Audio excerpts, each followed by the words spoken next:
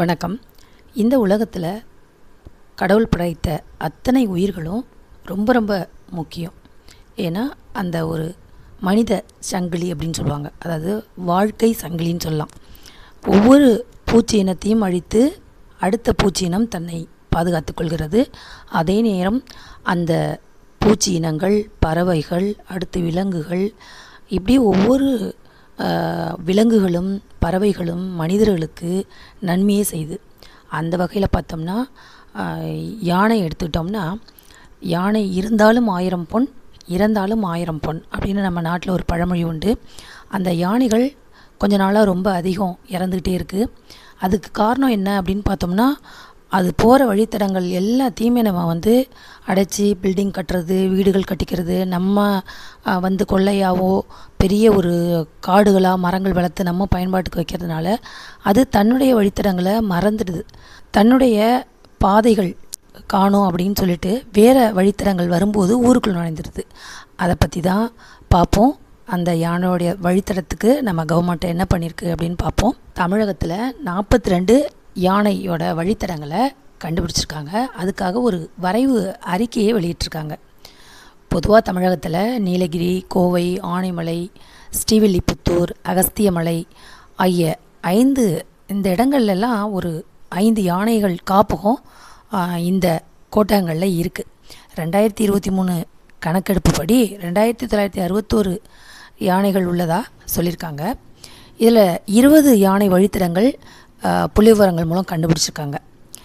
நம்ம காடுகள்லேயே நம்ம விடுதிகள் கட்டுறோம், கட்டிடங்கள் கட்டுறோம்.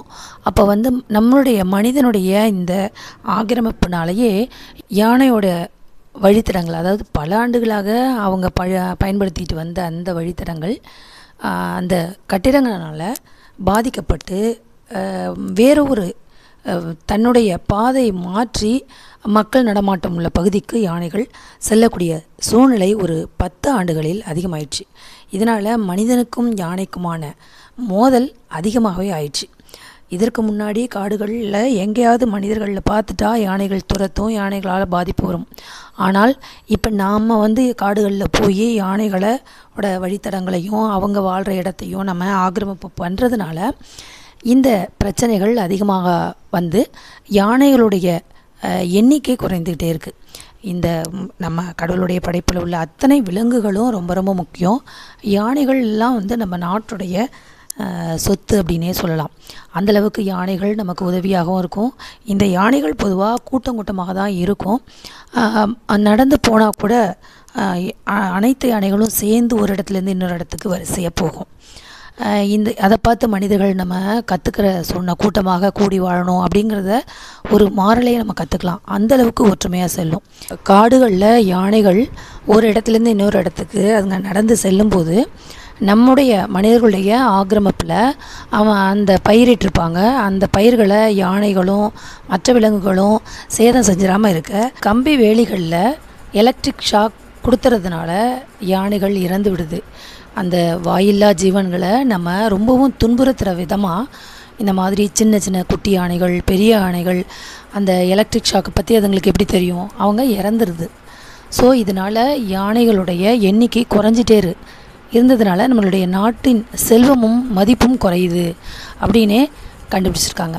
இதனால் நம்மளுடைய தமிழக அரசு ஒரு முடிவெடுத்து அவங்க என்ன பண்ணியிருக்காங்கன்னா, அந்த ஒரு அறிவியல் நிபுணர்கள் அடங்கிய குழு விரிவான ஒரு ஆய்வு மேற்கொண்டிருக்காங்க. அதன் அடிப்படையில் யானைகளோட வழித்தட திட்ட வரைவு அப்படின்னு ஒரு அறிக்கையை தயாரித்து இன்டர்நெட்டில் கொடுத்துருக்காங்க. தமிழகம் முழுவதுமே ஒரு 42 யானைகள் வழித்தடங்களை அடையாளம் கண்டுபிடிச்சிருக்காங்க. அதை பற்றின ஒரு அறிக்கையை வெளியிட்டிருக்காங்க. இது எதன் அடிப்படையில் கொண்டு வந்திருக்காங்க அப்படின்னு பார்த்தோம்னா, யானைகள் வசிப்பிடம், முக்கியமான ஒரு வழித்தட சூழல், நீர் ஆதாரம். யானைகள் எப்படி போகும் அப்படின்னா, தண்ணி எங்கெல்லாம் இருக்கோ அங்கே போய் குடிக்க போகும். எந்த இடத்துலேருந்து தண்ணி இருக்கோ அதை நோக்கி அது வரும். அப்போ நீர் ஆதாரம் உள்ள இடம், அதனுடைய வழித்தடத்தில் ஏதாவது அச்சுறுத்தல்கள் இருக்கா, அதுக்கு தகுந்த மாதிரி மேலாண்மைகள் திட்டங்கள் குறித்து ஒரு அறிக்கையை வெப்சைட்டில் கொடுத்துருக்காங்க. இது குறித்து பொதுமக்களும் மற்றவங்க எல்லாருமே இது சம்மந்தமாக யானைகள் பற்றிய இன்ட்ரெஸ்ட் இருக்கிறவங்க, இயற்கை விரும்புகிறவங்க, இவங்க எல்லாருமே மே 5ஆம் தேதி வரை அதை அனுப்பி வைக்கலாம் அப்படின்னும் தெரிவிச்சிருக்காங்க.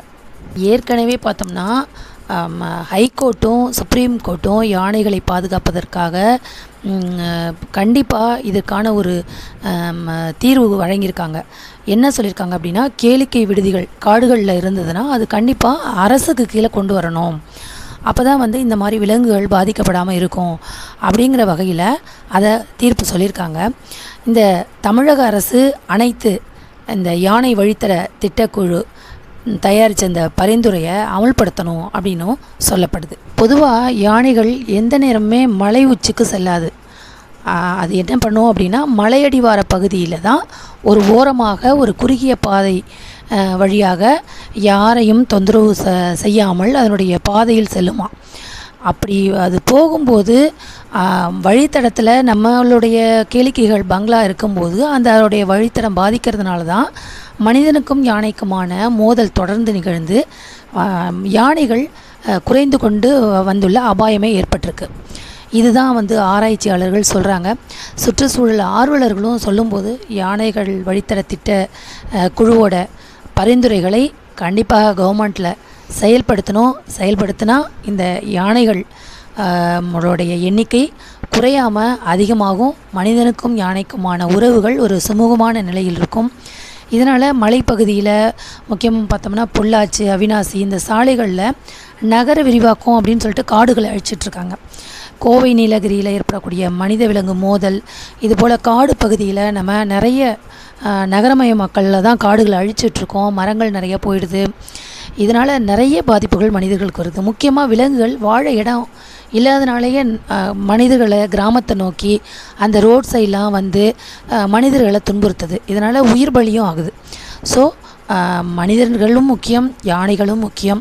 அந்த வகையில் இந்த பரிந்துரைகளின்படி நம்ம அரசு சுற்றுச்சூழல் ஆர்வலர்கள் கொடுத்த அந்த கோரிக்கையின்படி நல்ல ஒரு முடிவை எடுத்தாங்கன்னா நம்மளுடைய விலங்குகளுக்கும் மனிதனுக்கும் நல்ல ஒரு சுமூகமான வழி கிடைக்கும்.